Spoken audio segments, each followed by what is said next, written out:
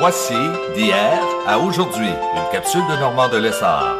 Normand nous présente des personnes ou des événements qui sont venus marquer notre passé en Beauce. Sur ce, bon visionnement.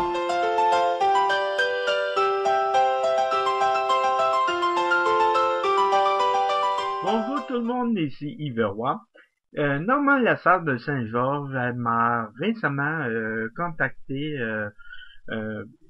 dernièrement sur Internet et aussi par téléphone parce que Normand Lessard il était à la recherche d'une séquence de nouvelles portant sur la démolition du pont de la rivière du Loup à Saint-Georges. Vous savez, l'ancien pont qui reliait entre la ville de Saint-Georges et Saint-Martin, et ainsi que Saint-René. Donc, moi, dans mes archives personnelles, j'ai pu retrouver la nouvelle qui traite cette démolition du pont du Loup, et c'était enregistré à TQS au Grand Journal. C'était dans les années 1990, autour de ça. Donc, c'est un reportage de Mario Vaillancourt de TQS, et je vais vous le présenter. Et comme dirait Normand Lessard, cela va vous rappeler de bons souvenirs. Bon visionnement. 16h50, nous sommes mardi. La structure de couleur verte que vous voyez derrière moi va s'affaisser dans les prochaines minutes. Les deux piliers recouverts de toile blanche vont littéralement se désintégrer, dynamités par plus de 220 kilos d'explosifs.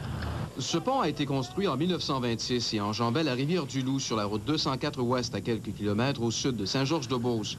Mais avec les années et l'augmentation de la circulation, il se devait de céder sa place à un autre. Un pont de béton beaucoup plus large, ouvert à la circulation il y a quelques mois. Un investissement de 2,5 millions de dollars. La dernière heure du vieux pont avait donc sonné. Et toute la journée hier, les ingénieurs de la firme Castonguay et Frères de Rock Forest ont besogné près des piliers pour mettre les derniers explosifs en place. Et après avoir bloqué la route, vers 17h03, c'est la détonation qui va lui couper les jambes.